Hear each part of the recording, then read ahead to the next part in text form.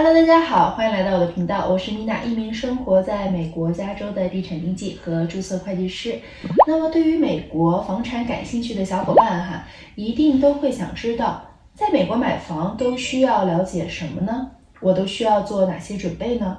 那么买房的流程都是什么呢？那么今天就跟大家聊一聊在美国买房的小知识。外国人是可以在美国买房的，不过需要申请交税人的账号，也就是 ITIN。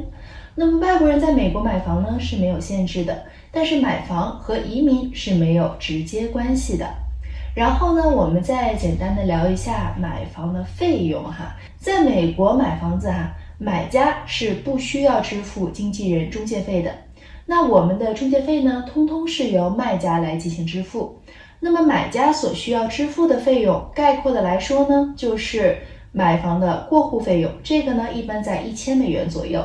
然后呢就是房屋的检查评估费，这个在$350到$650左右。然后呢就是文件准备费，$100到$200左右。然后呢就是文件公证费，几十到$100-200左右。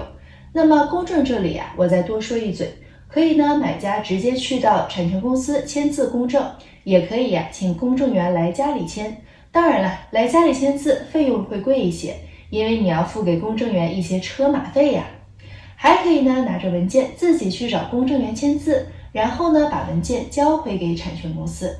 好，那我们继续说买房的费用。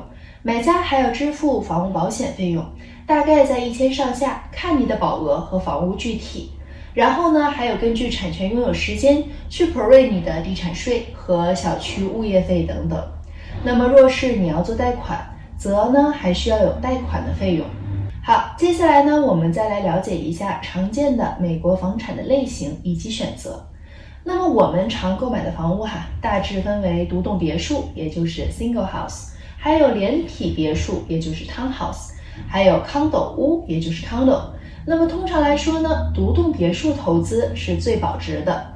在购买房屋时呢，地皮连同地面的房子一并的买下，同时呢拥有房产和土地的永久产权。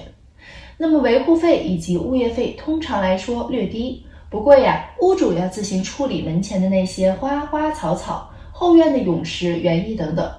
这种独栋别墅更加适合一大家子自住。那么资金充足、注重增值潜力的买家可以考虑投资独栋别墅接下来呢，我们再聊一下连体别墅。那么连体别墅这种是指别墅与别墅之间拥有共用的墙，英文呢称作为 common wall。那么通常呢几栋别墅连在一块儿，所以称之为连体。那么连体别墅的保值程度呢仅次于独栋别墅，并且房主拥有房屋所有权以及部分的土地所有权。那么连体别墅的物业小区呢，通常有略高的物业管理费。若是费用 OK 的话，连体别墅可以达到租金收支平衡的状态。但是连体别墅通常会比condo屋略贵一些，租金收益呢不一定会比condo屋多哦。所以这种更加适合像房屋既有保值升值潜力，又有一定的租金收益的买家。好，那么最后呢，我们再说一下condo屋。那么condo屋可以理解为屋主在一大片的公寓单元中买了一户单元，和其他的公寓单元的屋主呢共同分享这片土地的资源，比如说小区的街道路灯园艺还有公园等等。那么每个屋主呢拥有自己单元的产权，也就是拥有地皮上的房屋产权，但是并不拥有这块土地的产权。那么condo和连体别墅一样，通常呢有较高的物业管理费用，而且小区的物业通常有些规章制度需要业主们遵守。通常呢condo屋不需要花钱做园艺，因为小区的物业费就包含了这些。还有condo屋的价钱比独栋和联排都会便宜一些，租金回报率呢相对是不错的。所以这种适合纯投资，想做包租婆包租公的买家们。最后呢，让我们再聊一下购房的流程。购房的流程呢很简单，首先呢就要准备你所需要的材料，那么就是有效的护照、银行开设的账号。这个账号并非一定要在美国本地，当然啦，美国本地的操作更为简单。如果是美国境外的呢，建议就要使用金融发达且没有外汇管制的地区，比如说香港、日本还有新加坡等。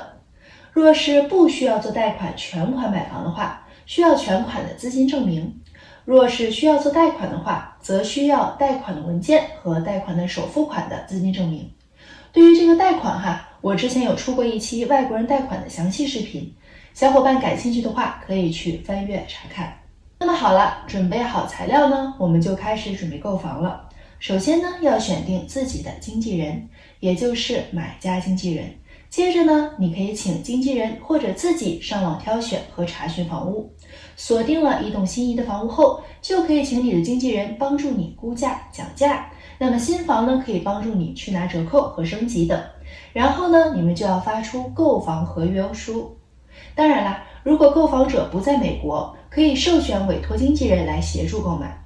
那么合约书一类的文件呢，都是可以通过网络和邮件签字来完成的。那么你的购房合约书被接受以后呢，买家需要支付定金。那么通常来说这个定金是房价的3%左右。定金呢，一般是直接交给过户公司的。那么过户公司呢，通常是卖家或建商来指定。接下来就是过户公司做过户手续、订房屋报告，还有签署过户文件等等。期间呢，你的地产经纪会根据需要帮助买家来完成房屋检查、沟通房屋升级、联络贷款评估，还有购买房屋保险等等。那么若是你现金买房，则房屋保险呢不是一定要买，但是米娜强烈建议大家买毕竟这么大一笔资产，买了保险有所保障，是不是？若是做贷款，那么就一定要购买房屋保险了，不然贷款公司会担心房子出了什么问题，买家没有能力偿还。那么在美国加州呢，买保险通常就是买活险，地震险不一定要买，通常是自行选择额外购买的。若是购买新房尾款就需要在交房前或交房日汇出。若是购买的二手房呢，则需要在合同指定的过户日前或者是当天汇出。那么产权公司呢，在收到尾款后，会做好转让产权登记的记录。那么对于产权记录上如果有问题的小伙伴呢，可以去查找我那2期介绍加州产权的视频哦。那么完成产权记录以后即可取得房产证。接下来呢，买家要记得按时交房产税，做好房屋的日常维护，或者是请一个管理公司来代为打理哦。